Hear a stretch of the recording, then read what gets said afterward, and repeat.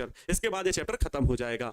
हमने उम्मीद की थी कि इसमें 25+ लेक्चर बनेंगे, लेकिन फिर भी अच्छे से हर एक टॉपिक को कंसल्ट करते हुए हमने इतना पढ़ लिया है। जो भी और टॉपिक होगा वो भी बताया जाएगा। तो आज लेक्चर नंबर है 20 ऑप्टिक्स। इससे प्यारे बच्चों आपको बता दें, लॉन्ग क्वेश्चन कंफर्म है, लिख लीजिए किसी कॉपी में। लॉन्ग क्वेश्चन 5 नंबर का, चाहे 2 क्वेश्चन आए या 5 अंक के 3 क्वेश्चन आए या 5 अंक वाला 1 प्रश्न आए, बिल्कुल निश्चित है प्यारे बच्चों। इस चैप्टर से मान लीजिए जितना मैंने बताया है, इस चैप्टर को रट डालना, 5 नंबर का 1 क्वेश्चन आपसे पक्का बन जाएगा। 5 नंबर का 1 क्वेश्चन तो पक्का बनना है। आने कितने हैं? 6, बनाने कितने हैं? 3। तो 1 क्वेश्चन की गारंटी लेते हैं। इसलिए जो आपकी मैंने क्रैश कोर्स निकाला है, क्रैश कोर्स की जो बुक निकालने वाले हैं, जो बुक लिखने वाले हैं, लिख गई है, जो अब छपने के लिए जाने वाली है, उस बुक में प्यारे बच्चों इस चैप्टर से मैंने हर एक लॉन्ग क्वेश्चन को, उस लॉन्ग क्वेश्चन को सिलेक्ट किया है जिसके आने की संभावना बिल्कुल 99.9% है। तो हुई ना ये खास बात। अर्थात अब आपका जो लक्ष्य तक पहुंचने का रास्ता है, जो रुकावटें हैं, उनमें हम लोगों ने बिल्कुल डामर डाल के एकदम बढ़िया मस्त रोड बना दी है। दौड़ते हुए जाइए, भागते हुए जाइए, कोई खड्डा नहीं, कोई दिक्कत नहीं। तो इसलिए इस प्लेटफॉर्म को तैयार करने के लिए आप लोगों के भी सपोर्ट की जरूरत है कि जितना कंटेंट आपको पढ़ाया जा रहा है, बस उसको सपोर्ट मिलना चाहिए, उसको पढ़ाई रेगुलर अच्छे से करते रहें। ठीक है, तो चले। नमस्तुभ्यम, नमस्कार, आभार, अभिनंदन आप सभी प्यारे विद्यार्थियों का। जय श्री राम, राधे राधे, जय Mahakal. Good evening my dear all and love you so much प्यारे बच्चों। क्लास को आगे कंटिन्यू करेंगे। चलो, अच्छा, हम लोगों ने कल संयुक्त सूक्ष्मदर्शी की आवर्धन क्षमता पढ़ी थी। कुछ बच्चों को लग रहा था सर आज आप बड़ा टाइम से लिख रहे हैं, हमसे बात कम कर रहे हैं, इधर समझाने की ओर आपका ध्यान नहीं है, बल्कि बिल्कुल अच्छे से समझाया गया और लिखा भी गया। कई बच्चों के ये कमेंट्स भी आए कि सर आज का क्लास इतना मस्त था, इतना मस्त था कि पूछिए ही मत। अर्थात एक एक चीज हमें सर याद हो गई इसी वीडियो लेक्चर में ही, मुझे दोबारा देखने की जरूरत ही नहीं है। तो बहुत खूबसूरत सा वो लेक्चर था, देख लेना। संयुक्त सूक्ष्मदर्शी का बड़ा आसान सा है। संयुक्त सूक्ष्मदर्शी की आवर्धन क्षमता का सूत्र स्थापित करना है। चित्र कैसे बनाओगे? सबसे जरूरी चित्र, एक लेंस ये छोटका लेंस, ये बड़का लेंस, ये गया मुख्य अक्ष, ये दोनों लेंसों को मिलाने वाली रेखा या कह लो मुख्य अक्ष है। एक का फोकस ये f1, इसका फोकस ये f2, इसका फोकस थोड़ा दूर होगा इधर f2। ये छोटा लेंस है, छोटा फोकस है, मान लो इसका फोकस ये इधर f1 डैश है, ठीक है, इसका ये f2 डैश है, इधर क्या होगा? f2 होगा। ठीक है, ऐसा ही तो हमने माना था। ये लेंस है अभिदर्शक लेंस जिसे वो कहते हैं, ये नेत्र लेंस है ई। इससे फोकस से कुछ ही दूरी पर, स्पष्ट दृष्टि की न्यूनतम दूरी पर एक वस्तु रखी है जिसका नाम है AB। इस वस्तु से 2 किरणें चला दो प्रतिबिंब बनाने के लिए। एक किरण गई मुख्य अक्ष के समांतर, मुख्य अक्ष के समांतर, जो कि फोकस से होकर के जाती। एक किरण जाएगी प्रकाशिक केंद्र से होकर के, एक किरण प्रकाशिक केंद्र, ओहो, प्रकाशिक केंद्र से होकर के, प्रकाशिक केंद्र से ज्यादा ही ऊपर हुआ जा रहा है। प्रकाशिक केंद्र से होकर के जाती है। हाँ, प्रकाशिक केंद्र से इस प्रकार होकर के जाती है। यहां पर है प्रकाशिक केंद्र और ये यहां पर प्रतिबिंब बनता है यहां पर। अब इस वस्तु AB का प्रतिबिंब यहां बना B डैश, A डैश, ये इससे आकार में थोड़ा बड़ा है, इसका फिर प्रतिबिंब बनता है। कैसे बनेगा? क्योंकि ये नेत्र लेंस है, नेत्र लेंस के सामने ये जो प्रतिबिंब बना है ये इसके लिए आभासी वस्तु का कार्य करता है। यहां से फिर प्रकाश किरणें चलती हैं, एक मुख्य अक्ष के समांतर जो फोकस से होकर के जाती है, एक प्रकाशिक केंद्र से होकर के जाती है। अब प्रकाशिक केंद्र से होकर के जाने वाली प्रकाश किरण बिना विचलित हुए सीधे निकल जाती है और ये भी इस दिशा में निकल जाती है। अब ये दोनों आगे जाके तो कहीं मिलेंगे नहीं क्योंकि दूर हट रही है, लेकिन इनको अगर हम पीछे की ओर ले जाएं, इस प्रकार से आभासी लाइनें पीछे की ओर खींचें, आभासी रेखाएं इनकी हम पीछे की ओर खींचें, पीछे की ओर इस प्रकार से आभासी रेखाएं खींचें, तो ये कुछ इस प्रकार से मिलती हुई इस बिंदु पर प्रतीत हो रही हैं। अब इस बिंदु पर मिलती हुई प्रतीत हो रही हैं प्यारे बच्चों, यही यहां पर क्या बन गया? प्रतिबिंब बन गया, जिसे हम लोगों ने लिखा था B2A2, A2B2। ये अंतिम प्रतिबिंब जो कि एक छोटी सी वस्तु का बड़ा प्रतिबिंब, छोटी सी वस्तु का बड़ा प्रतिबिंब। एक बच्चे का मैंने फिगर देखा, कमेंट बॉक्स में आया, मैंने देखा जो वो यहां पर देखा कि वो प्रतिबिंब यहां पर मिलाए हुए, यहां पर मिल भी नहीं रही प्रकाश किरणें। प्रकाश किरणों को उसने ये जो अपवर्तित हुई ना, यहीं पर मिला दिया, जो कि गलत है। स्पष्ट दृष्टि की न्यूनतम दूरी पर जहां पर वस्तु रखी है, ठीक उसी के पास में प्रतिबिंब बनता है, ठीक उतनी ही दूरी पर नेत्र लेंस से प्रतिबिंब बनता है। स्पष्ट दृष्टि की न्यूनतम दूरी पर ही प्रतिबिंब बनता है, अर्थात इसकी दूरी जो होगी प्यारे बच्चों वो कितनी होगी? D होगी, नेत्र लेंस से दूरी कितनी d, बाईं ओर है तो माइनस का d माना जाएगा, माइनस का d माना जाएगा। अब देखो ये वस्तु लेंस है, ये क्या है वस्तु लेंस, इसके लिए फोकस दूरी को FO लिखिए, इसके लिए वस्तु की दूरी को UO लिखिए, प्रतिबिंब की दूरी को VO लिखिए, प्रतिबिंब की दूरी को VO लिखिए। ये नेत्र लेंस है, नेत्र लेंस के लिए फोकस दूरी FE लिखिए, वस्तु की दूरी को प्रतिबिंब की दूरी, वस्तु की दूरी को UE लिखिए, प्रतिबिंब की दूरी को VE। यहां देखो इसके वस्तु की दूरी क्या होगी, ये होगी UO, यहां से प्रतिबिंब ये जो A' B' बन रहा है इसकी दूरी BO, ये A' B' नेत्र लेंस के लिए वस्तु का कार्य करता है तो इसकी दूरी UE, क्योंकि नेत्र लेंस है ना। और ये जो दूरी प्रतिबिंब बना नेत्र लेंस से, जो ये प्रतिबिंब बना है इसकी दूरी है VE, लेकिन ये स्पष्ट दृष्टि की न्यूनतम दूरी के बराबर है, इसलिए यहां पर -d से भी लिखा हुआ है, नहीं तो ये -VE भी है, दोनों ही मान लिखे जा सकते हैं। ठीक है, फिगर बनाना पड़ेगा क्या एग्जाम में, ये बच्चे पूछ रहे हैं। अरे भाई महागुरु, फिगर तो बनाना ही पड़ेगा, क्योंकि उसमें प्रश्न आएगा कि संयुक्त सूक्ष्मदर्शी का सचित्र वर्णन कीजिए तथा आवर्धन क्षमता का सूत्र स्थापित कीजिए। फिर आवर्धन क्षमता का सूत्र स्थापित करना जैसे मैंने बताया है, एक तरीका और है दर्शन कोण के हिसाब से। तो दर्शन कोण क्या होता है वो भी बता दे रहे हैं, विजुअल एंगल जिसे बोलते हैं, दर्शन कोण के हिसाब से भी प्रूफ किया जा सकता है, लेकिन मैंने जो बताया था वो भी बहुत आसान है, दोनों मतलब सिमिलर है, एक दूसरे से मिलते जुलते हैं, कोई दिक्कत नहीं है। ठीक, अच्छा, तो इसकी आवर्धन क्षमता का सूत्र कौन बता सकता है मेरे विद्यार्थी जी? आवर्धन क्षमता का सूत्र कौन छापू सुल्तान बता सकता है, जरा बताइए। आवर्धन क्षमता का सूत्र कौन छापू सुल्तान निम्न में से बता सकता है, बताइए आप में से। तो टीपू सुल्तानों में से आप सभी का जवाब होगा गुरुजी, इसका सूत्र होता है, आवर्धन क्षमता का पूछ रहे हैं, स्मॉल m लिखो या कैपिटल M लिखो, इक्वल टू सर हम लोग प्रूफ किए थे MO इंटू ME, यस और नो? अरे सर MO इंटू का ME ये प्रूफ किए थे, लेकिन हल करने में क्या आया था, capital M equal to minus का VO बटे UO T बटे FE, T बटे FE नहीं, T बटे UE। एक सूत्र ये था, एक सूत्र और आया था, M इक्वल टू माइनस का V नॉट बटे U नॉट इंटू का 1 प्लस D बटे FE। ये तीन फार्मूले आपको प्रूफ करके बताए गए थे, यस और नो? तीन फार्मूले आपको प्रूफ करके बताए गए थे, यस और नो? आपका जवाब होगा यस सर, हमें समझाया गया था, है ना, बताया गया था अच्छे से। तो ये दोनों फार्मूले आपके लिए इंपॉर्टेंट है। फिगर बनाना एकदम झटके में आना चाहिए, मैंने देखो आपके सामने बनाया, थोड़ा सा लाइनें वाइनें मिला देना एक दूसरे से, मस्त लगेगा, है ना, अच्छा लगेगा।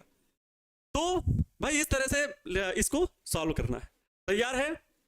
लग चुकी है तलम मंजिल की, खुद को आग में झोंक देंगे, ठोकरें कहती हैं मारा जाएगा, हौसले कहते हैं देख लेंगे। बहुत गजब लिखा है आपने, ठीक।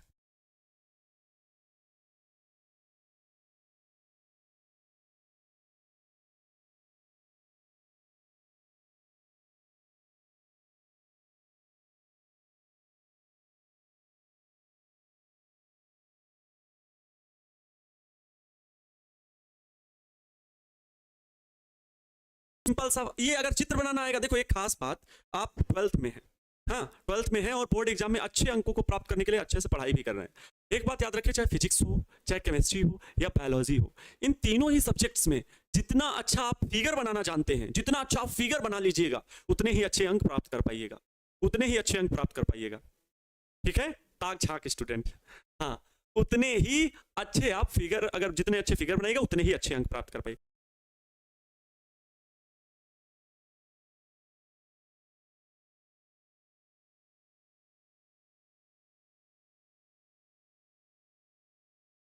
तो लैंग्वेज लिख ले जाओगे।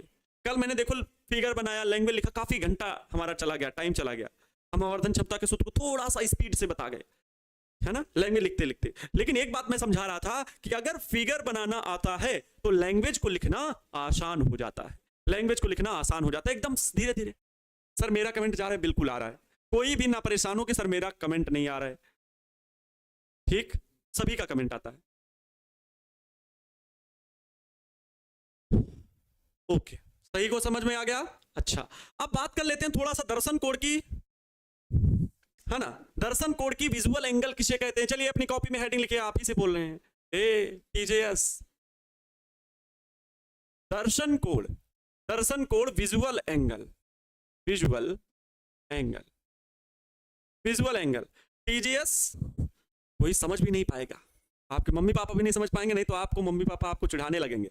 टीजीएस मतलब समझेंगे कि हमारे बिटिया का, हमारे बेटा का बहुत बढ़िया सर नाम ले रहे हैं, लेकिन टीजीएस का मतलब है ताक झाक स्टूडेंट, समझ रहे हैं, जिनका अट्रैक्शन जब हम पढ़ा रहे होते हैं तो इधर उधर होता है कि मम्मी खाना लेके जा रहे हैं, पापा बाहर से आ गए, कुछ लेके आए होंगे, ओ बुआ जी आई हैं क्या, अब क्या मिलने वाला है, बुआ जी जा रही हैं क्या, कुछ पैसे वैसे मिलेंगे क्या, है ना, 4-5 बार पैर छुएंगे तब जाके कहीं मिलता है, ऐसा होता है ना। अच्छा, अब बात हो गई इतनी हमारे आपके सभी के बीच की। दर्शन कोण क्या होता है? दर्शन कोण देखिए सिंपल सी बात है, मैं बनाता हूं आंख, ठीक,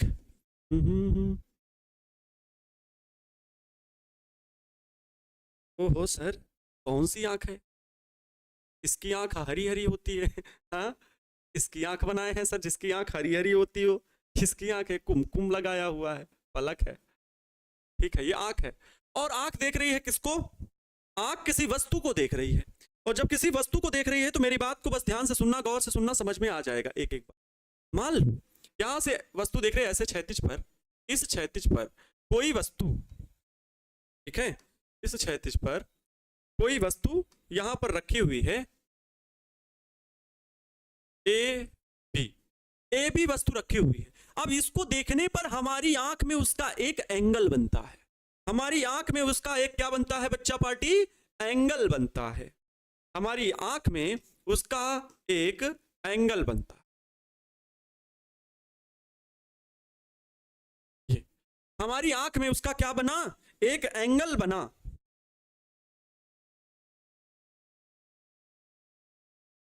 ठीक है, सुनना ध्यान से सुनना, हमारी आंख में एक एंगल बना ना।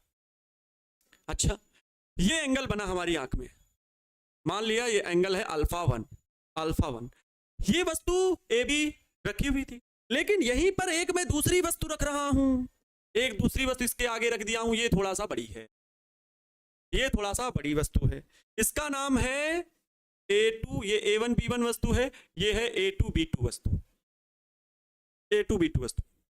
A1 B1 वस्तु छोटी थी, A2 B2 वस्तु बड़ी है, इसका भी यहां पर आंख में हमारे एक एंगल बनेगा, हमारी आंख में क्या बनेगा?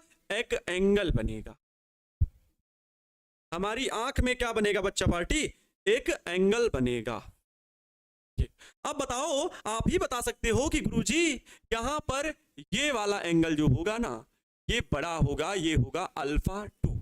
चित्र से क्या स्पष्ट है? चित्र से स्पष्ट है कि अल्फा 2 इज ग्रेटर देन, मतलब बड़ा है, इसलिए मुंह खुला वाला भाग बड़े की ओर किससे बड़ा है? अल्फा 1।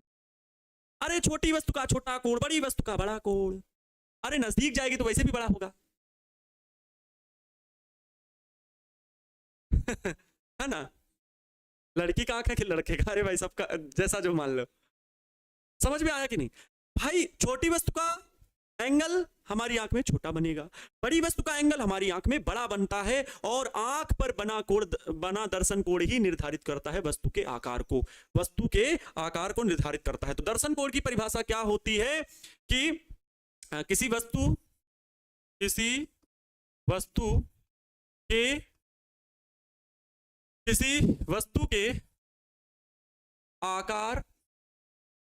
के आकार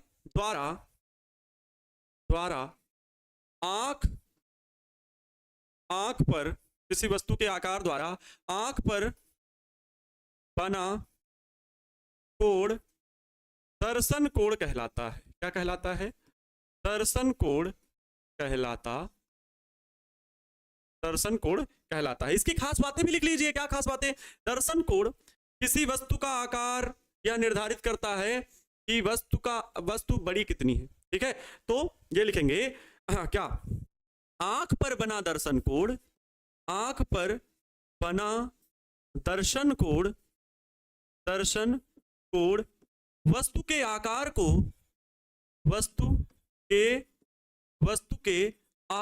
को आकार को निर्धारित करता है। अरे सिंपल है बच्चा, निर्धारित करता, इतना प्रेशर ना दो माइंड पे, कि सर ये तो बड़ा कैसे है कैसे नहीं। सीधी साफ बात है, छोटी वस्तु का छोटा कोण, बड़ी वस्तु का बड़ा कोण आंख पर बनेगा। तो किसी वस्तु के आकार द्वारा आंख पर बना कोण दर्शन कोण कहलाता है, और आंख पर बना दर्शन कोण वस्तु के आकार को निर्धारित करता है कि भैया छोटा है कि बड़ा है। ये हमारे आंख का दर्शन कोण बता देता है, हमारे आंख पर बना दर्शन कोण निर्धारित कर देता है कि कोई वस्तु बड़ी है कि छोटी है। समझ गए? क्लियर? Yes sir. अब बात करते हैं खगोलीय दूरदर्शी की। आज आप लोगों ने देखा जो आपका टॉपिक था दूरदर्शी का था। दूरदर्शी क्या होता है? सूक्ष्मदर्शी पढ़ लिए, ये पढ़ लिए। अब पढ़ते हैं दूरदर्शी के बारे में। दूरदर्शी, अच्छा दूरबीन पढ़े हो, दूरबीन देखे हो ना? दूरदर्शी या दूरबीन है ना, इसे बोलते हैं इंग्लिश में टेलीस्कोप। टेलीस्कोप सही है। अरे भाई देख लेना, हमारी इंग्लिश थोड़ी सी वीक है। दूरदर्शी मतलब टेलीस्कोप या क्या है? जिसके द्वारा हम बहुत दूर की वस्तुओं को बड़े आकार में देखते हैं। दूर की वस्तुएं भी हमें कैसी दिखाई देती हैं? छोटी दिखाई देती हैं। अब बताओ चंद्रमा कितना बड़ा है, सूर्य कितना विशाल है, लेकिन इतनी दूर होते हुए होने के कारण वो हमें छोटा दिखाई देता है। मंगल ग्रह तो इतना बड़ा दिखाई देता है। अब अगर ये स्थिति है तो इसका मतलब है कि वो बड़े आकार के लेकिन छोटे दिख रहे हैं। तो हम दूरबीन की सहायता से उनके एकदम सतह पर देख पाते हैं। आजकल के टेलीस्कोप बहुत पावरफुल हैं कि हम उनकी सरफेस तक को अच्छे से देख पा रहे हैं। आपको पता है कि जो वाइजर यान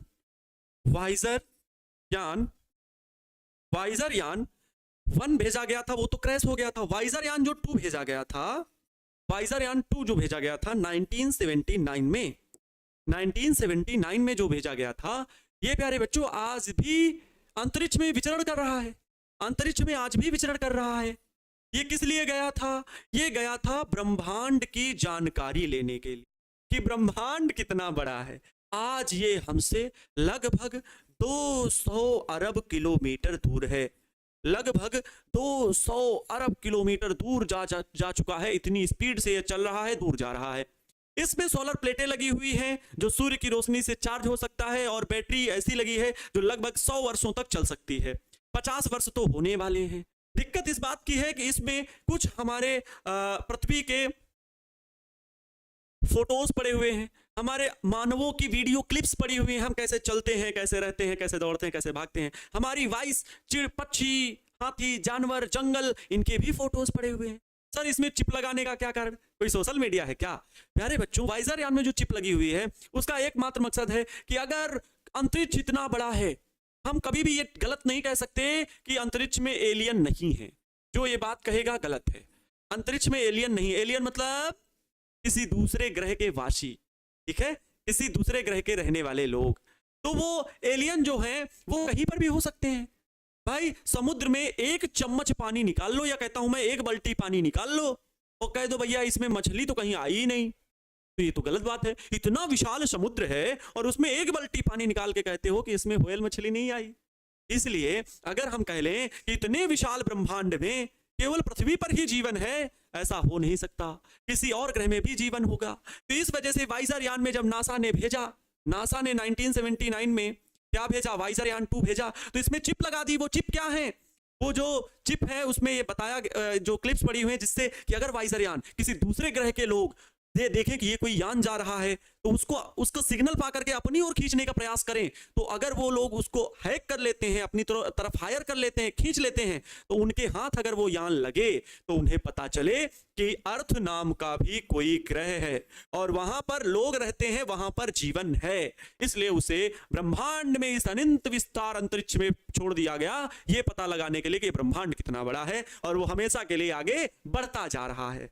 लास्ट टाइम उसने पृथ्वी को देखा था 6 साल बाद, लगभग 1996 के 6 से 7 साल बाद उसने पृथ्वी का इतना छोटू सा इमेज देखा और कहा भैया अब पृथ्वी को हम नहीं देख पाएंगे, क्योंकि इतना दूर वो निकल चुका था कि अब पृथ्वी को देख नहीं पा रहा है। लेकिन सिग्नल आज भी वहां से मिल रहे हैं।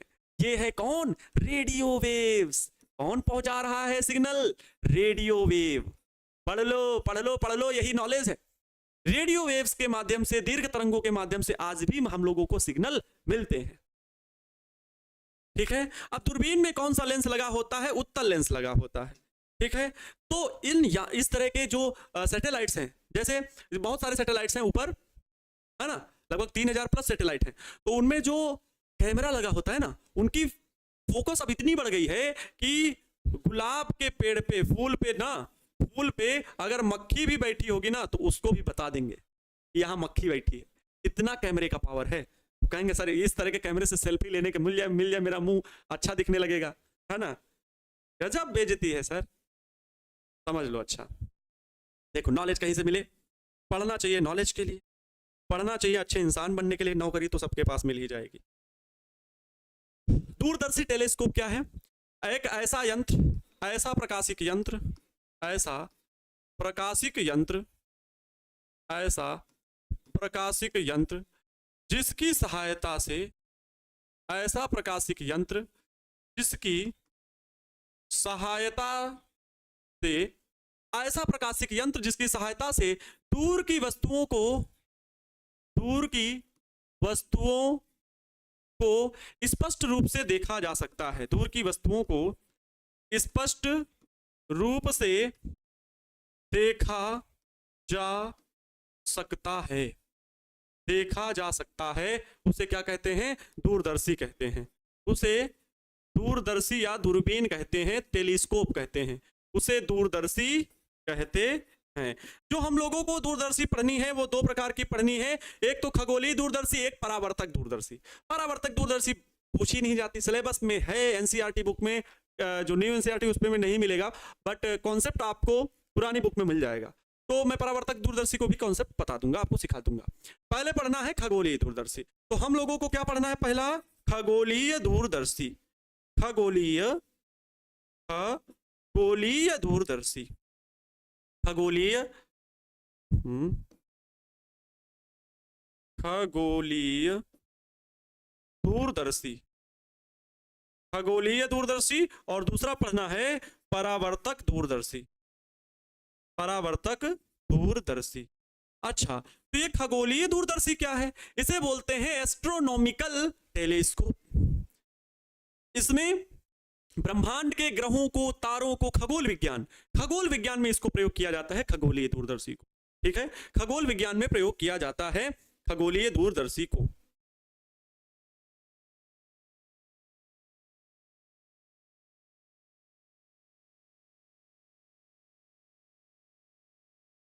ठीक है, हाँ, समझ में आ रही बात? अच्छा, हम लोग क्या खगोलीय दूरदर्शी पढ़ते हैं, खगोलीय दूरदर्शी। पहला पॉइंट यही पढ़ना है, खगोलीय दूरदर्शी। क्या होती है खगोलीय दूरदर्शी? Astronomical telescope. इंग्लिश में क्या लिखेंगे? Astronomical telescope, telescope, clear? Astronomical telescope, खगोलीय दूरदर्शी। क्या है खगोलीय दूरदर्शी? कैसी है, कैसा होता है? इसमें भी दो उत्तल लेंस होते हैं, इसकी प्रक्रिया थोड़ा सा चेंज हो जाएगी। खगोलीय दूरदर्शी में खगोलीय पिंडों को देखा जाता है, आकाशीय पिंडों को देखा जाता है। तो लिख सकते हैं क्या? खगोलीय दूरदर्शी की सहायता से, खगोलीय दूरदर्शी, दूरदर्शी की सहायता से, खगोलीय दूरदर्शी की सहायता से, खगोलीय दूरदर्शी की सहायता से आकाशीय पिंडों को दूर स्थित, ठीक है, दूर स्थित, दूर स्थित आकाशीय पिंडों को, आकाशीय पिंडों को, आकाशीय पिंडों को स्पष्ट रूप से देखा जा सकता है, स्पष्ट रूप से देखा जा सकता है, देखा जा सकता है। चाहे दूरदर्शी हो चाहे सूक्ष्मदर्शी हो, दोनों का ही काम है वस्तु को थोड़ा सा बड़े आकार में हमारे सामने दिखाना। चंद्रमा है इतना बड़ा दिख रहा है, छोटू सा, अब उसका आकार बड़े रूप में हमें दिखता है। अच्छा ये सरफेस है, यहाँ गड्ढा है, दूरबीन से हम लोग अच्छे से देख पाते हैं, है कि नहीं? बोलिए।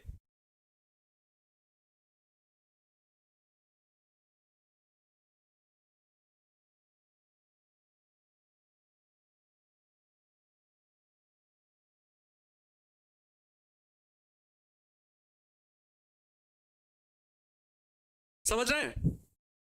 हाँ, दूरदर्शी दो प्रकार से आपको पढ़नी है, एक तो खगोलीय दूरदर्शी और परावर्तक दूरदर्शी। जिसमें खगोलीय दूरदर्शी का काम है कि इसकी सहायता से स्थित आकाशीय पिंडों को, दूरदर्शी दो प्रकार की होती है भाई। एक नॉर्मल दूरदर्शी होता है, लोग ऐसे देखते हैं कि भाई वो देखो जंगल में कोई है, वो देखो पुल के ऊपर कोई खड़ा हुआ है, हम अपनी बिल्डिंग से देख लेते हैं। समुद्र किनारे गए, वो पक्षी देखिए कितना बड़ा विशाल उड़ रहा है, गिद्ध। तो ये क्या होता है कि हम दूर स्थित किसी चीज को अच्छे से, सहजता से, सरलता से देख पा रहे हैं। बिल्कुल अनुनय कुमार जी, ठीक है। हाँ, तो खगोलीय दूरदर्शी की सहायता से दूर स्थित आकाशीय पिंडों को देखा जाता है। अब कैसे दूरदर्शी की संरचना होगी, आइए बनाते हैं। तो हेडिंग होगी संरचना, कंस्ट्रक्शन। इसकी संरचना कैसी होगी, मतलब इसका फिगर कैसा होगा। तो ध्यान दीजिएगा बाबू, हम फिगर बना रहे हैं। इसमें भी दो ही उत्तल लेंस होते हैं, लेकिन अब जैसे सूक्ष्मदर्शी में पहला छोटा लेंस और फिर बड़ा लेंस। अब इसमें उल्टा होगा, पहले बड़े द्वारक का पहले देखो, आपके सामने हम फिगर बना रहे हैं, थोड़ा सा समय लेंगे, ठीक है।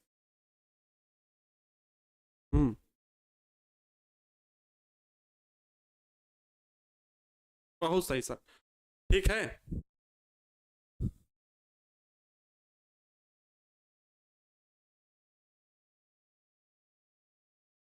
ओके सर, ओके सर, सही है। ये बड़ा लेंस हो गया, इसे अभिदर्शक लेंस कहते हैं, ये वस्तु लेंस है। और इसी के सामने एक छोटा लेंस रखा होता है, इसी के सामने एक छोटा लेंस भी होता है,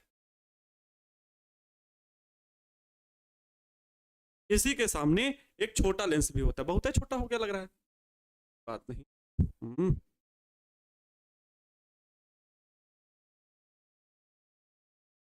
हाँ, आप सही है, अब सही है थोड़ा, अब सही है, ठीक। तो एक लेंस ये पहले बड़े द्वारक का लेंस, इसमें क्या होता है दूरदर्शी में। अब इसमें देखो कैसे लिखते हैं, इसमें एक धातु की नली होती है जिसके एक सिरे पर बड़े द्वारक तथा अधिक फोकस दूरी वाला वस्तु लेंस होता है, अभिदृश्यक लेंस लगा होता है, ठीक है। अभिदृश्यक लेंस, इसे क्या बोलेंगे, नेत्र लेंस, नेत्र लेंस बोलेंगे। नेत्र लेंस या अभिदर्शक लेंस, अभिदर्शक लेंस O और नेत्र लेंस E। इसका दोनों का मुख्य अक्ष एक ही होता है, इन दोनों का मुख्य अक्ष तो एक ही होगा ना, जी सर, मुख्य अक्ष एक ही होता है। प्रकाश किरणें क्या हैं, अनंत से आती हैं, क्योंकि वस्तु कहां है, अनंत पर है बच्चा पार्टी, अनंत पर। मान लो चंद्रमा ही अनंत पर है, चंद्रमा कहां पर है, अनंत पर है, चंद्रमा कहां पर है, अनंत पर है। ये देखो, अरे सर आपने तो चंद्रमा ही बना दिया, क्या करें क्या करें आप लोगों को समझाने के लिए।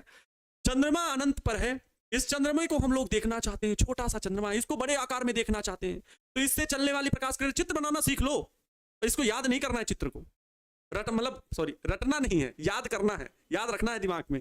कैसे, तो अनंत से प्रकाश किरणें चलेंगी, कुछ अनंत से प्रकाश किरणें चलेंगी, यस और नो। तो मैं मान लेता हूं एक प्रकाश किरण प्रकाशिक केंद्र से होकर के जाती है, कहां से होकर के जाती है, प्रकाशिक केंद्र से होकर के जाती है, जो बिना विचलित हुए सीधे निकल जाएगी, ठीक, जो बिना विचलित हुए सीधे निकल जाएगी, ओके। अब चंद्रमा तो बहुत बड़ा है, एक प्रकाश किरण आती है जो बिना विचलित हुए, यहां पर यह अभिदर्शक लेंस है, ओ प्रकाशिक केंद्र से जाती है तो ये बिना विचलित हुए जाएगी, क्योंकि प्रकाशिक केंद्र पर आ रही। चलिए, आपको पता है अनंत से आने वाली प्रकाश किरणें कहां पर, इन्फिनाइट। अब चंद्रमा को कहां माना जाएगा, इन्फिनाइट दूरी पर माना जाएगा। भाई लेंस के हिसाब से कितनी दूरी पर है वो वस्तु, उसको हम देख रहे हैं, तो ये माना जाएगा कि जो किरणें आ रही हैं वो कहां से आ रही हैं, अनंत से आ रही हैं। तो अनंत से आने वाली किरणें लेंस के फोकस पर प्रतिबिंब बनाती हैं, अर्थात इस लेंस का फोकस जो होगा प्यारे बच्चों, इस लेंस का जो फोकस होगा वो दूर कहीं यहां पर होगा, और इस लेंस का जो फोकस होगा कहां कहीं पर होगा। आप समझो उल्टा है, इसका फोकस इस तरफ है और इसका फोकस इस तरफ है, क्योंकि ये बड़ा लेंस है, इसका फोकस दूर होगा, सिंपल सी बात है। इसका फोकस कहां होगा, थोड़ा सा दूर होगा, कहीं यहीं कहीं पर, कहीं भी हो सकता है आसपास। इसका फोकस एक इधर भी होगा, ये मान लो F1 डैश है, उधर F1 होगा, इसका भी एक फोकस होगा जो कि F2 डैश होगा, F2 डैश नहीं F2 होगा, ये यहाँ पर F2 डैश और F1 डैश दोनों होंगे। आइए, लेकिन यहाँ पर जब एक प्रकाश किरण जो आई वो प्रकाशिक केंद्र से होकर के चली गई, बिल्कुल सीधे जाएगी, लेकिन जो ऐसे ही समांतर इस प्रकाश किरण के समांतर अगर ऐसे आ रही है तो वो यहाँ से विचलित होगी, और जब वो विचलित होगी ना बच्चा पार्टी, जब विचलित होगी तो वो फोकस के स्थान पर ही मिलेगी। कहां पर मिलेगी? फोकस यहां पर मिली, इसको मिला दो ऊपर बिंदु से, तो ये प्रतिबिंब बनाया। और ये प्रतिबिंब बन कहां पर रहा है? ये प्रतिबिंब बन रहा है फोकस पर। किसके फोकस पर? नेत्र लेंस वाले फोकस पर। समझ में आ रहा है? नेत्र लेंस वाले, या तो कह लो ये FO है, कैपिटल FO। F1O ना लिखे ना, F1O ना लिखे, FO लिख दी, ये FO है, क्योंकि O लेंस है ना। ये क्या ऐसा लेंस है? ई वाला लेंस है, नेत्र लेंस है, इसका फोकस F और ये FE', ये FO है। दाईं ओर का फोकस धनात्मक होता है ना, तो इस तरह। अब ये वस्तु बना जो कि चंद्रमा का यहां पर प्रतिबिंब बन रहा है। अब ये जो प्रतिबिंब बना है ये इस नेत्र लेंस के लिए आभासी वस्तु का काम करेगा। जब आभासी वस्तु का काम करेगा, फोकस और केंद्र के बीच में, प्रकाशिक केंद्र के बीच में बन रहा है प्रतिबिंब। इसका मतलब इसको कैसे हल करेंगे भाई? इस प्रकार से देखो, यहां से प्रकाश किरण चली, इसके लिए अलग कलर की पट्टियां ले लेते हैं, अलग कलर की, कुछ डिफरेंट। कैसा ले लें? चलो वो पिंक, चलो इस कलर के लिए। ये प्रकाश किरण चली मुख्य अक्ष के समांतर। अच्छा, मुख्य अक्ष के समांतर चलने वाली किरण कहां से होकर के जाएगी? मुख्य अक्ष के समांतर चलने वाली किरण कहां से होकर के जाएगी? फोकस से होकर के जाएगी। तो इसका फोकस तो यहां है ना, ये फोकस से होकर के चली। और एक प्रकाश किरण यहां से प्रकाशिक केंद्र से होकर के जाएगी। एक प्रकाश किरण प्रकाशिक केंद्र से होकर के जाएगी। थोड़ा सा इसको ध्यान देना, ये ज्यादा झुक रहा है और इसलिए इसका फोकस जो है हम थोड़ा सा दूर मानेंगे। पहले हम चित्र अच्छे से बना लें। यहां से अब प्रकाश किरण ये इधर मुड़ेगी जो कि फोकस से होकर के जाएगी, क्योंकि मुख्य अक्ष के समांतर चलने वाली प्रकाश किरण फोकस से होकर के जाती है। समझ रहे हैं? इसका फोकस दूर ही मानेंगे। हाँ चलो, इतना ही ठीक है, इतना ही ठीक है। वैसे ही इसको भी थोड़ा सा एडजस्ट करते हैं।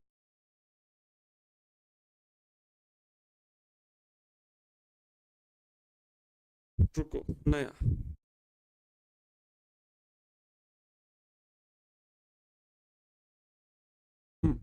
एक प्रकाशिक केंद्र से किरण होकर के जाती है और दूसरी फोकस से होकर के जाती है। थोड़ा सा तो बनाना पड़ेगा, थोड़ा सा क्योंकि हम यहाँ पर डिजिटल बोर्ड बना रहे हैं, हिल जुल जाता है। और ये लेंस जो है प्रॉपर मोटाई के थोड़े ना हमने बनाए हैं, ना प्रॉपर दूरी मान के फोकस दूरी मान, एक अनुमान है। तो यहाँ पर ये फोकस FE है, इसका ये फोकस भी FE, थोड़ा सा इधर कर लेते हैं, ये FE', किसका? नेत्र लेंस का ये फोकस। ये प्रकाशिक केंद्र है, फोकस से होकर। इनको जब हम पीछे की ओर खींचते हैं, इन दोनों प्रकाश किरणों को पीछे, क्योंकि आगे तो मिलेंगे नहीं, आगे ये जाके कहीं मिलेंगे ही नहीं, हमें इन्हें पीछे की ओर बढ़ाना पड़ेगा। पीछे की ओर बढ़ा रहे हैं,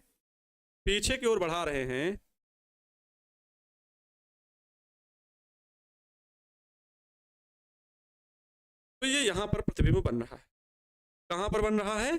यहां पर। एक बच्चे ने जो कल वाला सूक्ष्मदर्शी का है, जैसे ऐसे बनाया है, मिल यहां पर प्रकाश किरणें रही, चित्र में मुझे भेजा तो गलत है, थोड़ा सा देख लेना। वो बना दे रहे हैं प्रतिबिंब यहां, जो कि गलत है। अब ये दूरदर्शी में क्या हुआ? प्रतिबिंब यहां पर बन गया। प्रतिबिंब कहां पर बन गया है? ये प्रतिबिंब बना है, ठीक है, ये प्रतिबिंब बना। थोड़ा सा ये प्रतिबिंब बना। ये प्रतिबिंब, मान लो ये वस्तु क्या अनंत पर है, वस्तु अनंत पर है। प्रतिबिंब क्या मान ले रहे हैं? प्रतिबिंब मान ले रहे हैं A1 B1। प्रतिबिंब क्या मान ले? ये B1 A1, A1 B1 वस्तु का प्रतिबिंब क्या बना है? तो B2 A2, A2 B2 प्रतिबिंब बना है, ठीक है। इसमें किसी को कोई दिक्कत? सर लाइन टेढ़ा हो गया, थोड़ा बहुत तो चल सकता है, हमारे पास पटरी नहीं है, ऐसे ही रख के खींच रहे हैं, इस जो दिया रहता है डिजिटल बोर्ड के हिसाब से। और ये लेंसों की फोकस दूरी कितनी होगी, इधर से इतनी अनुमान बना के एक मान रहे हैं, ठीक है। आप बिल्कुल प्रॉपर ऐसे बनाओगे तो अच्छे से बन जाएगा, ठीक है। आपके पास जो मैं नोट्स भेजूंगा उसमें मेरा हैंड रिटन होगा, वो देख लेना। चलो देखो दिखा भी देते हैं, शायद टाइप हो तो, क्योंकि उन्होंने टाइप किया था। ये देख सकते हैं, ये चित्र वस्तु अनंत पर है, मैंने यहाँ पर चंद्रमा बना दिया, ये वस्तु अनंत पर है। ये अल्फा कोण दर्शन कोण वो है जो नेत्र द्वारा ऐसे बिना यंत्र के देख रहे हैं, और जब पूरा यंत्र बनेगा तो वो बीटा कोण यहाँ पर दर्शाया गया, वो अभी समझ में आ जाएगा। ये प्रतिबिंब देखो A2B2 बन रहा है, ये A1F1। यहाँ से अपवर्तित किरणें ये दूर हट रही हैं। फोकस दूरी इसकी देखो बड़ी दूर फोकस दूरी, क्योंकि इस लेंस के द्वारा, क्योंकि इसको बढ़ा दिया गया है तो समझ में कम आ रहा है, छोड़ दो उसको, आप यहां पर समझो। ये अनंत पर वस्तु है चंद्रमा, और इसको लिख दें मून, मून, ठीक है। चंदनिया छुप जाना री, बताओ हम लोग चंदा मामा को चैलेंज कर देते हैं, चंदा मामा दूर के। चंद्रमा को देख रहे हैं, अनंत पर है, यहां से प्रकाश किरणें चली, इस लेंस पर पड़ी, ये बड़े द्वारक का है तो बहुत सारी किरणें इस पर पड़ेंगी, और ये अपवर्तित होकर के इसके फोकस पर ही मिलेंगे। किसके फोकस पर? नेत्र लेंस के फोकस पर। तो नेत्र लेंस की जितनी फोकस, जैसे इसकी फोकस दूरी क्या मानेंगे, इसकी फोकस दूरी ये वाला फोकस है ना, तो FO। अच्छा, जो नेत्र लेंस की फोकस दूरी हुई वही तो प्रतिबिंब बन रहा है, इस लेंस के द्वारा यही तो प्रतिबिंब बन रहा है, अर्थात वही O की दूरी हो गई। अच्छा, ये जो प्रतिबिंब की दूरी है इस लेंस के लिए क्या है, वस्तु की दूरी है, तो ये क्या होगी, 2E होगी। क्यों सफिक्स में E, क्योंकि ये वस्तु है इस लेंस के लिए। अच्छा, ये इस लेंस के लिए क्या है, इस लेंस के लिए प्रतिबिंब है, और प्रतिबिंब कहां बन रहा है, स्पष्ट दृष्टि की न्यूनतम दूरी पर। और अगर प्रतिबिंब की दूरी को हम VE से लिखें अभी तो कोई दिक्कत, कोई दिक्कत, देखो यहां पर, ओहो यहां पर वो चित्र को क्रॉप कर दिया है, कोई बात नहीं, कोई बात नहीं, समझ में आ रहा है। ये QE स्पष्ट दृष्टि की न्यूनतम दूरी पर ही प्रतिबिंब बनता है, तो D पर बन जाएगा। अगर यही दूरी स्पष्ट दृष्टि की न्यूनतम दूरी पर बने तो यही दूरी क्या होगी, D होगी। हो गया, वस्तु लेंस में प्रतिबिंब वस्तु लेंस के द्वारा ये बना, और ये आभासी प्रतिबिंब इस लेंस के लिए आभासी वस्तु का कार्य करता है, तो फाइनली प्रतिबिंब ये बनता है।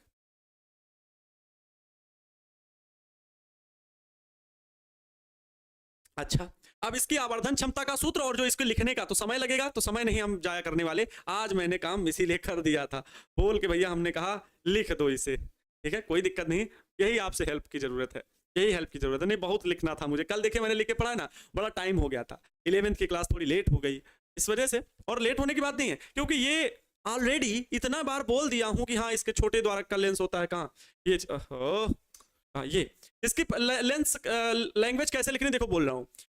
इसमें धातु की नली के एक सिरे पर बड़े द्वारक तथा अधिक फोकस दूरी का एक उत्तल लेंस लगा होता है, उत्तल लेंस लगा होता है, जिसे अभिदृश्यक लेंस कहते हैं, जिसे अभिदृश्यक लेंस या वस्तु लेंस कहते हैं। इसमें एक दूसरी छोटी नली लगी होती है, जिसके दूसरे सिरे पर एक कम फोकस दूरी वाला तथा छोटे द्वारक का उत्तल लेंस लगा होता है, जिसे नेत्र लेंस या नेत्रिका लेंस कहते हैं।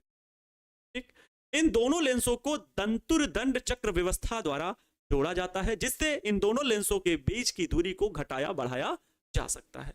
बस हो गया, तो यही आपको लैंग्वेज यहां पर लिखी गई है। क्या इसमें धातु की एक बेलनाकार नली, एक सिरे पर अधिक फोकस दूरी एवं बड़े द्वारक का उत्तल लेंस लगा होता है, जिसे अभिदृश्यक लेंस ऑब्जेक्टिव लेंस O कहते हैं।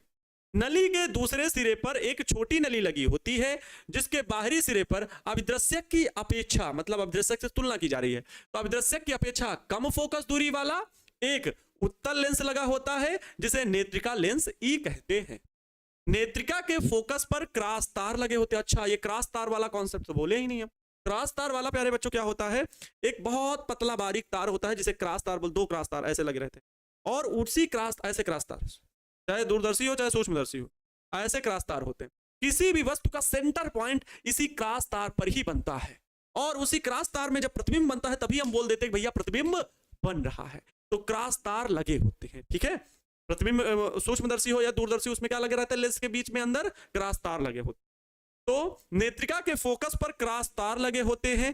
दंतुरदंड चक्र व्यवस्था द्वारा दोनों लेंसों के बीच की दूरी दोनों नलियों को खिसकाकर बदला जा सकता है। हो गई, ये रचना हो गई, यही उस दूरदर्शी की क्या हो गई, रचना हो गई। लिख लेंगे सर अपने से, ठीक है, बहुत बढ़िया है, सभी बच्चे लगभग लिख ले रहे हैं।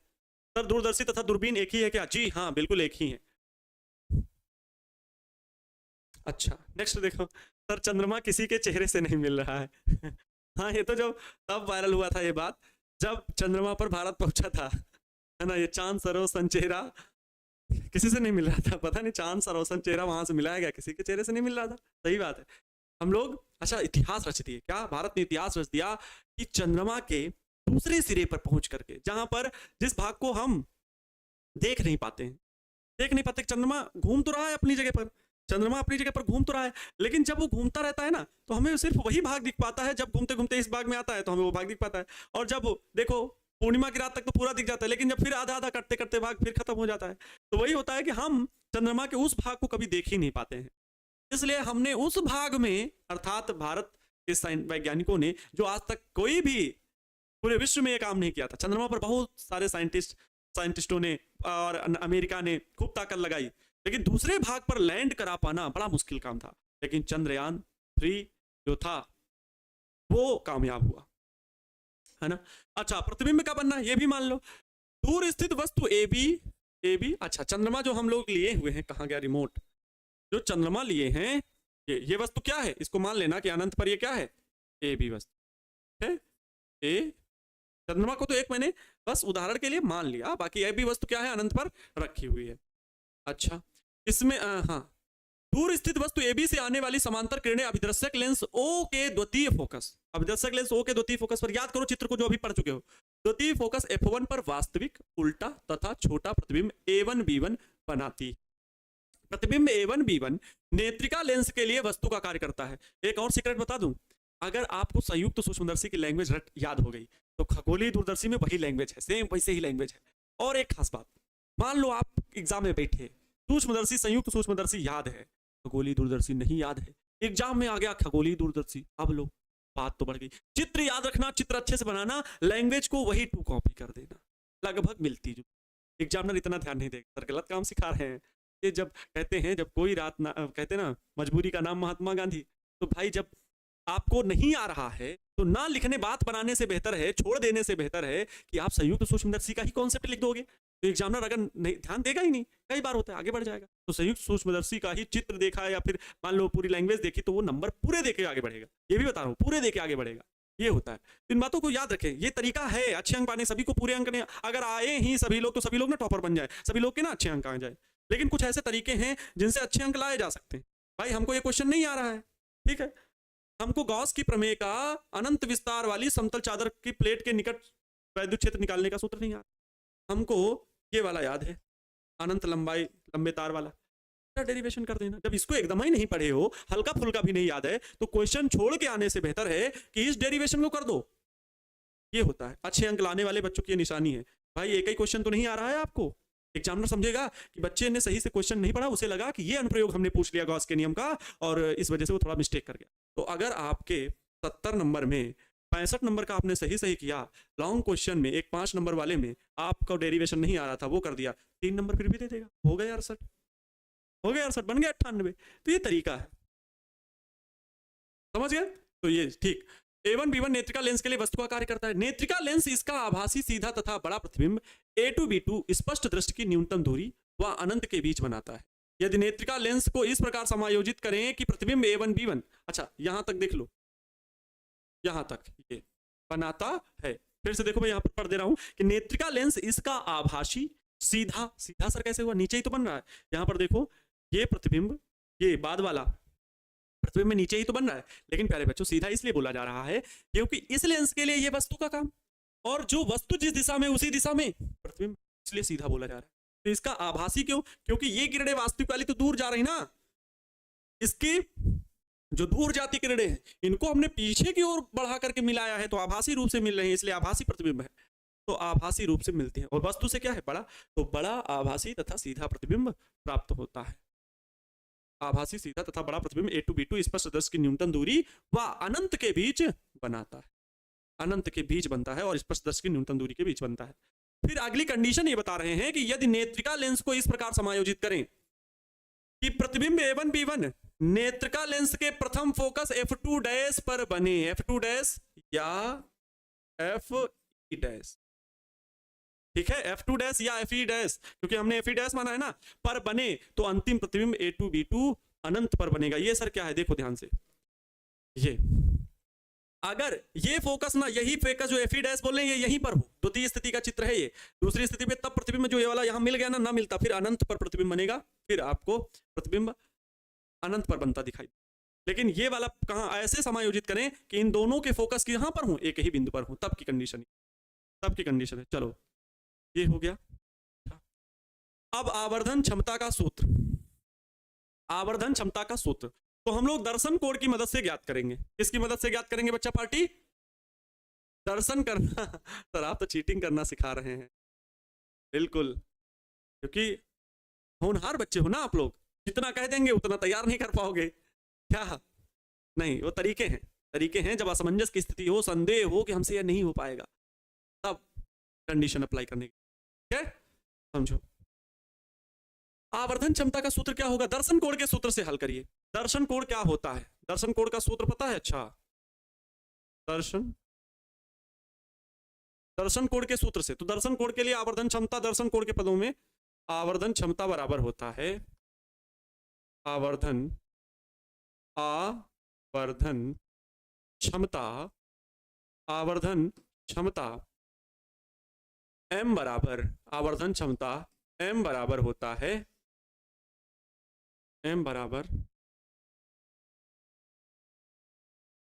क्या होता है? देखो आवर्धन क्षमता m बराबर होता है या प्रकाशिक यंत्र द्वारा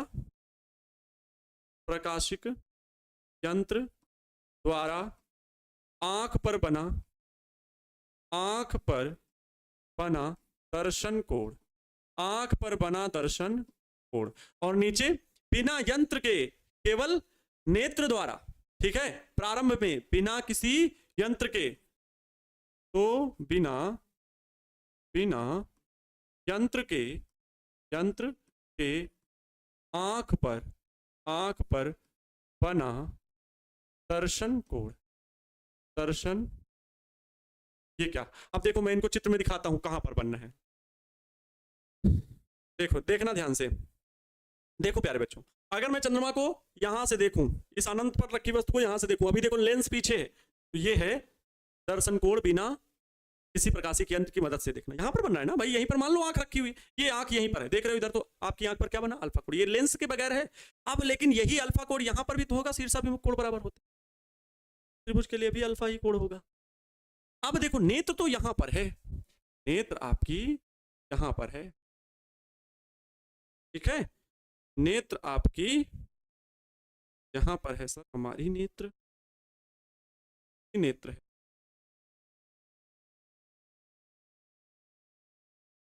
ठीक। चलो मैंने आंख बना दी, ठीक है।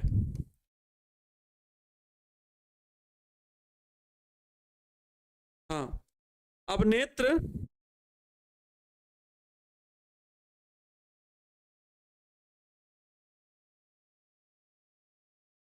बढ़िया सजा दिए हैं, है ना?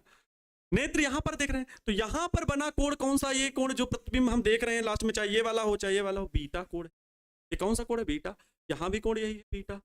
तो ये यंत्र द्वारा देखने पर बना कोण है। तो यहां पर वही, अगर हम ये m की बात करेंगे, ये m की बात करेंगे, m बराबर होगा बीटा बटे अल्फा। कहां से? चित्र से। एग्जामिनर को क्या बताना है? चित्र से देखिए, ठीक है। अच्छा, बीटा बटे अल्फा, बीटा बहुत सूक्ष्म कोण है, सूक्ष्म कोणों की बात होगी क्योंकि ये बहुत छोटे छोटे कोण होते हैं। सूक्ष्म कोण के लिए tan बीटा बराबर बीटा। अरे बीटा को tan बीटा लिख सकते हैं। tan बीटा ही सर क्यों लिख रहे हैं? क्योंकि ये दूरियां पता है कैसी। tan बीटा बराबर होता है प्यारे बच्चों लंब बटे आधार। क्या होता है? यहाँ पर लिख दें, लंब बटे बीटा बराबर क्या होगा? लंब बटे आधार। अच्छा, तो इसकी वैल्यू देखो, लंब बटे आधार की वैल्यू देखो चित्र में। बीटा के कोण के सामने की भुजा कौन सी है? A1 B1 है ना, A2 B2 भी है। अब लेकिन इसमें कौन सा त्रिभुज लोगे प्रतिबिंब के लिए? A1 B1 भी है, A2 B2 भी है। कहाँ गया? यही वाले में। और अल्फा के लिए भी ये त्रिभुज देखो, A1 B1, तो समरूप त्रिभुजों को लो जो दोनों त्रिभुजों के लिए एक भुजा हो, एक भुजा। दोनों देखो 3 कोण बराबर होंगे, 3 कोण बराबर होंगे, अल्फा कोण। मतलब 3 कोण समरूप टाइप के दिख रहे हैं, तो इन त्रिभुजों को लो जिनसे वैल्यू निकल आए। तो देखो हम त्रिभुज ये ले सकते हैं एफ ओ बी वन ओ, यहाँ पे ये ई है। इसके लिए देखना ये भी समरूप त्रिभुज बनेंगे नहीं है, क्योंकि अल्फा कोण अलग है, बीटा कोण अलग है, तीनों कोण समान नहीं है। लेकिन एक ही सम ये भुजा है, इनके दोनों की समान भुजा है। कौन वाली? ये दोनों की कॉमन भुजा, उभयनिष्ठ भुजा, उभयनिष्ठ त्रिभुज जैसा कह सकते हैं। उभयनिष्ठ भुजा ये है दोनों त्रिभुजों की। तो ये लंब ये आधार, बीटा के लिए ये लंब ये आधार। देखो तो यहां पर लिखेंगे लंब क्या है? लंब है A1 B1, आधार क्या है? A1 B1 की दूरी देखो, A1 B1 की दूरी, A1 B1 की दूरी यहां से बीटा, ये वाले त्रिभुज में देखो ना, ये UE UE। अच्छा UE बाईं ओर है तो माइनस का होगा ना, माइनस का UE। ठीक है, ऐसे ही इसकी वैल्यू देख लो, tan अल्फा की, किसकी? tan अल्फा बराबर लंब बटे आधार। इसके लिए भी तो यही होगा, लंब बटे आधार। ये बिना प्रकाशिक यंत्र के देखने पर बना कोण, इसके लिए भी लंब तो A1 B1 ही है, A1 B1। लंब क्या है? A1 B1 बटे आधार। देखो इसका कितना है आधार, देखो अल्फा के लिए अल्फा इधर बनना था, लेकिन शीर्षाभिमुख कोण बराबर होते हैं। ये अल्फा तो ये भी अल्फा, यही रेखा तो आई है, ये दोनों रेखा ही तो ये भी अल्फा कोण बराबर। इसके सामने की भुजा ये लंब, तो A1 B1 बटे आधार कौन सी? ये वाली लाइन। तो ये क्या है? इसका इस लेंस का अभिदर्शक लेंस का ये क्या है? फोकस है, अर्थात फोकस दूरी FO दाईं ओर है तो प्लस का ही होगा, F रख दीजिए इस सूत्र में। अतः M बराबर क्या मिल जाएगा? M बराबर उत्तरी क्या हुआ था, चलो अतः M बराबर बीटा की वैल्यू A1 B1 बटे माइनस का UE होल अपान ये A1 B1 बटे में FO हल करिए, इस बटे में हल करिए। A1 B1 बटे में क्या है? माइनस का UE इनटू, देखो ये वाला पलट जाएगा, ये वाला क्या होगा? पलट जाएगा, सबसे ऊपर क्या पहुंच जाएगा? FO बटे में A1 B1। अब बताओ कौन किससे कट रहा है? A1 B1 से A1 B1 कैंसिल आउट हो रहा है, बच रहा है FO बटे UE। तो यही हो जाएगा प्यारे बच्चों, क्या यही हो जाएगा सूत्र। M बराबर M लिख दें यहाँ पर, M बराबर हल करने में क्या आ गया? FO बटे माइनस UE, FO बटे माइनस का, या फिर इसे ऐसे लिख दो माइनस का FO बटे, यही हो गया आवर्धन क्षमता का सूत्र। ये खगोलीय दूरदर्शी की आवर्धन क्षमता का सूत्र है, ठीक है सर। FO क्यों लिए? B को लिख सकते थे, लिख दीजिए, कोई दिक्कत नहीं, आपकी इच्छा यही है तो हम लिख दे रहे हैं। M is equal to FO बटे क्या आया है? UE ना, माइनस का FO बटे, एक सूत्र ये मिला। एक आप कह रहे हैं कि सर VO क्यों नहीं लिखे? तो M is equal to minus का VO बटे U, वही लिख दो। ऐसे भी पता ही तो है, ये तो पता ही है ना कि ये अनंत से आ रही प्रकाश किरणों का प्रतिबिंब फोकस पर ही तो बनता है, तो फोकस दूरी ही तो हुई, और वही प्रतिबिंब की दूरी हुई VO, ठीक है। और ये प्रतिबिंब इस नेत्र लेंस के लिए वस्तु का कार्य कर रहा है, तो ये वस्तु की दूरी हुई UE, हमने वो निकाल लिया है, ठीक है। अब इसका आगे का जो है 1/, में नेत्र लेंस में रखने पर 1/, में V इज इक्वल टू 1/, में U प्लस 1/, में F, इस सूत्र से हल करने पर जो सूत्र प्राप्त होगा उसका निगमन, अनंत पर निगमन, स्पष्ट दृष्टि दूरी का एक नया सूत्र प्राप्त करने का, वो आप लोगों का मैं थोड़ा सा होमवर्क दे दूंगा कि आप करिए, नहीं तो मैं कल तो बता दूंगा ही क्या कि इसको नेत्र लेंस में वैल्यू रख करके निकालिए। नेत्र लेंस के पदों में जो ये VO UE है, इसको थोड़ा सा बदल करके लिख सकते हैं।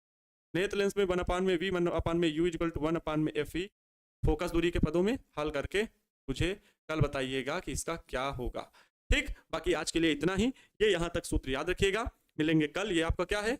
होमवर्क है, इसके पदों में बना के दिखाइएगा सूत्र। आज के लिए इतना ही प्यारे बच्चों, विदा लेते हैं, ठीक है।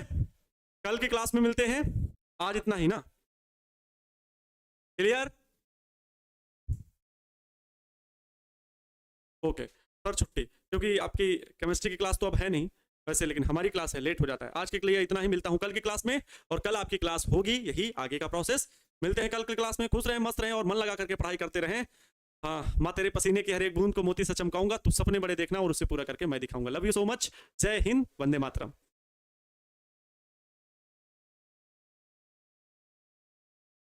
तो जय हिंद प्यारे विद्यार्थियों, क्या हालचाल, कैसे हो? अच्छे तरीके से आप अपनी पढ़ाई को कंटिन्यू कर रहे होंगे और मस्त से अपने टारगेट की ओर, अपने लक्ष्य की ओर बढ़ रहे होंगे।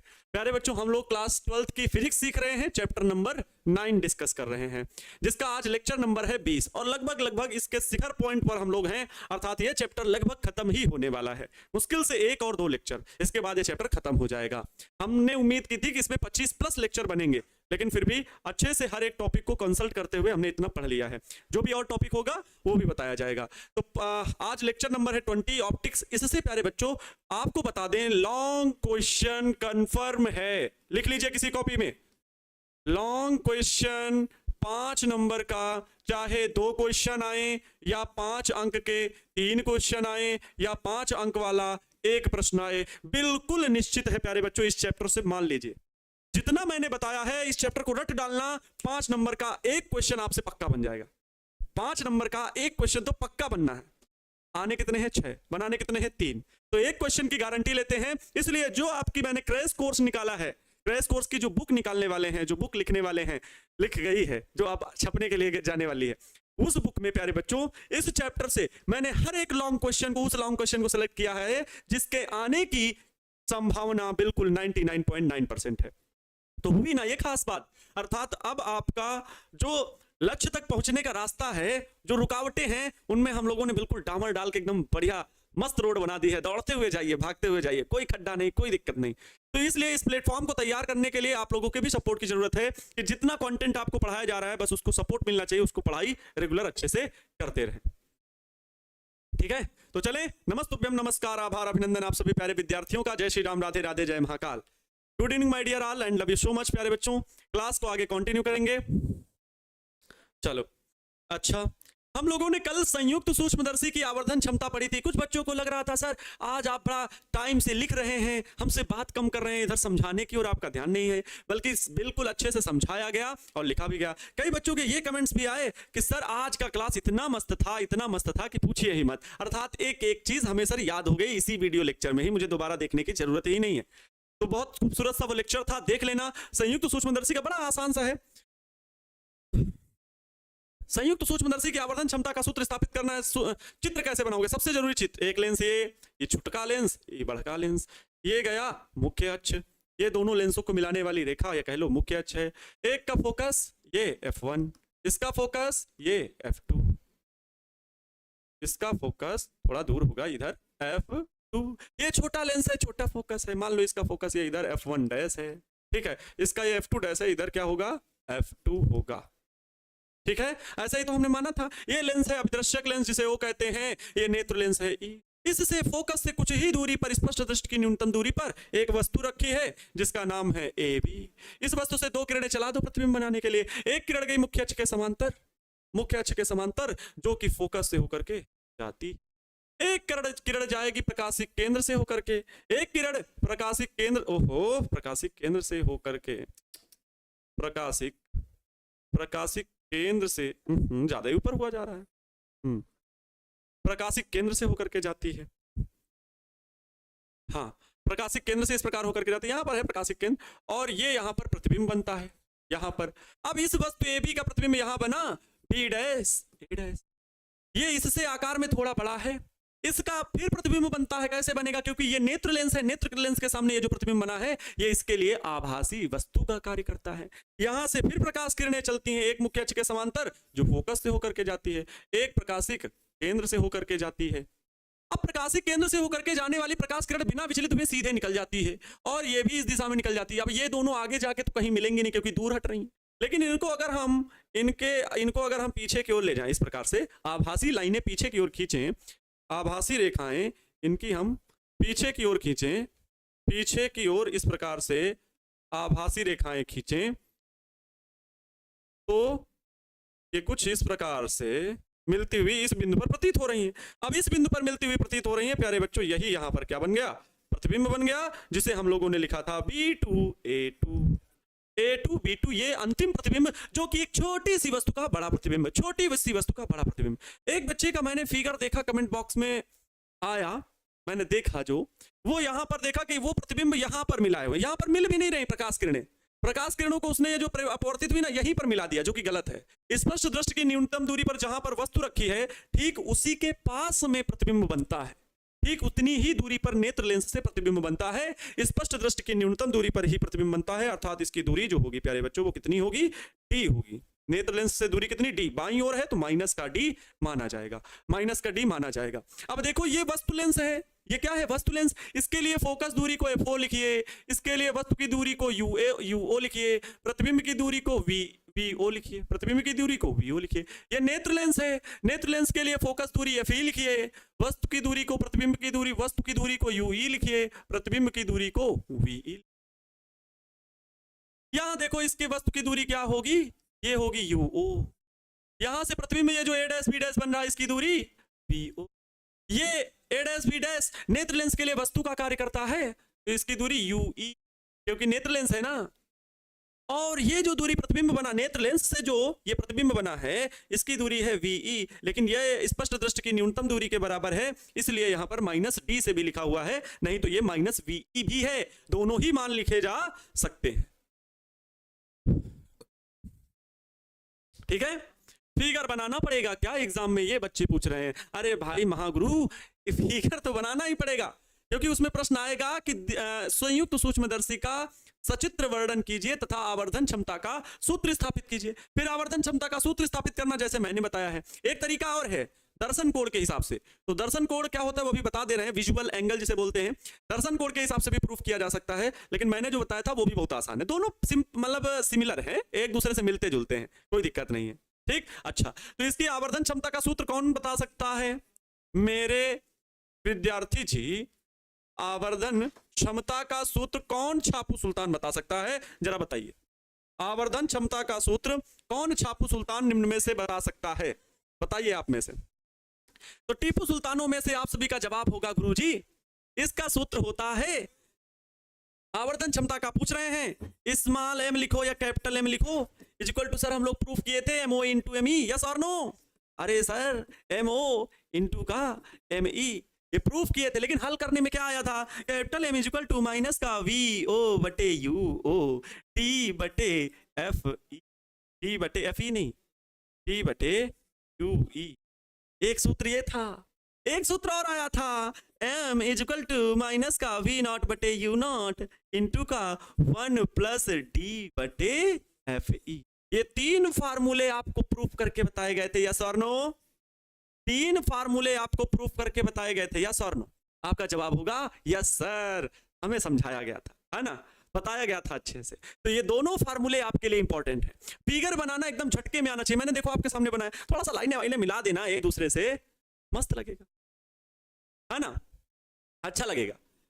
तो भाई इस तरह से इसको सॉल्व करना है। तैयार है? लग चुकी है तलम मंजिल की, खुद को आग में झोंक देंगे, ठोकरें कहती हैं मारा जाएगा, हौसले कहते हैं देख लेंगे। बहुत गजब लिखा है आपने, ठीक। अच्छा, यस सर, यस सर। तो ये है प्यारे बच्चों सिंपल सा। ये अगर चित्र बनाना आएगा, देखो एक खास बात, आप 12th में हैं, हाँ 12th में हैं और बोर्ड एग्जाम में अच्छे अंकों को प्राप्त करने के लिए अच्छे से पढ़ाई भी कर रहे हैं। एक बात याद रखिए, चाहे फिजिक्स हो, चाहे केमिस्ट्री हो या बायोलॉजी हो, इन तीनों ही सब्जेक्ट्स में जितना अच्छा आप फिगर बनाना जानते हैं, जितना अच्छा आप फिगर बना लीजिएगा, उतने ही अच्छे अंक प्राप्त कर पाइएगा, उतने ही अच्छे अंक प्राप्त कर पाइएगा, ठीक है। ताक झाक स्टूडेंट, हाँ, उतने ही अच्छे आप फिगर, अगर जितने अच्छे फिगर बनाएगा उतने ही अच्छे अंक प्राप्त कर पाएगा। और एक बात खास बात ये होती है, जो अगर फिगर बनाना आता है तो लैंग्वेज लिख ले जाओगे। कल मैंने देखो फिगर बनाया, लैंग्वेज लिखा, काफी घंटा हमारा चला गया, टाइम चला गया।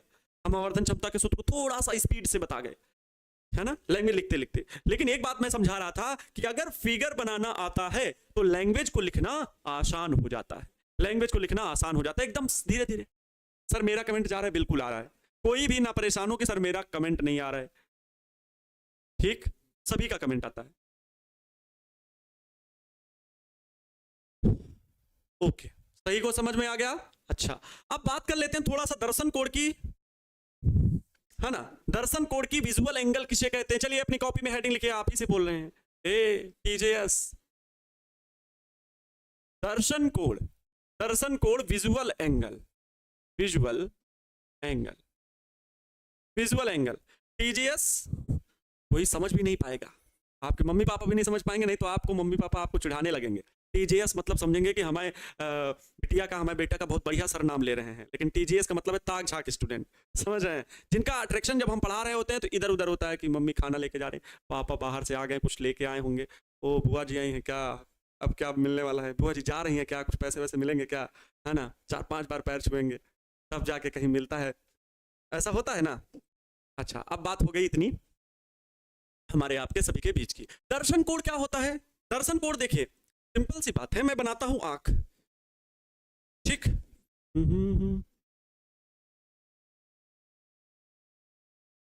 ओहो सर कौन सी आंख है, इसकी आंख हरी हरी होती है, हाँ इसकी आंख बनाए हैं सर जिसकी आंख हरी हरी होती हो, इसकी आंख है कुमकुम लगाया हुआ है, पलक है, ठीक है ये आंख है। और आंख देख रही है किसको? आंख किसी वस्तु को देख रही है, और जब किसी वस्तु को देख रही है तो मेरी बात को बस ध्यान से सुनना, गौर से सुनना, समझ में आ जाएगा एक एक बार। मान लो यहां से वस्तु देख रहे हैं ऐसे क्षैतिज पर, इस क्षैतिज पर कोई वस्तु, ठीक है, इस क्षैतिज पर कोई वस्तु यहां पर रखी हुई है, ए बी वस्तु रखी हुई है। अब इसको देखने पर हमारी आंख में उसका एक एंगल बनता है, हमारी आंख में उसका एक क्या बनता है बच्चा पार्टी? एंगल बनता है, हमारी आंख में उसका एक एंगल बनता है, ये हमारी आंख में उसका क्या बना? एक एंगल बना।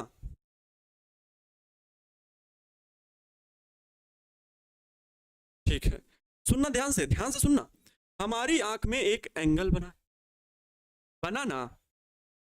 अच्छा, ये एंगल बना हमारी आंख में, मान लिया ये एंगल है अल्फा वन, ये वस्तु ए बी रखी हुई थी, लेकिन यहीं पर एक मैं दूसरी वस्तु रख रहा हूं, एक दूसरी वस्तु इसके आगे रख दिया हूं, ये थोड़ा सा बड़ी है, ये थोड़ा सा बड़ी वस्तु है, इसका नाम है A2, ये A1 B1 वस्तु है, ये है A2 B2 वस्तु, A2 B2 वस्तु।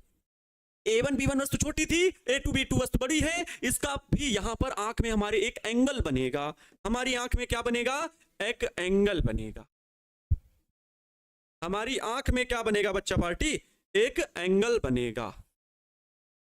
अब बताओ, आप ही बता सकते हो कि गुरुजी यहां पर ये वाला एंगल जो होगा ना, ये बड़ा होगा, ये होगा अल्फा 2।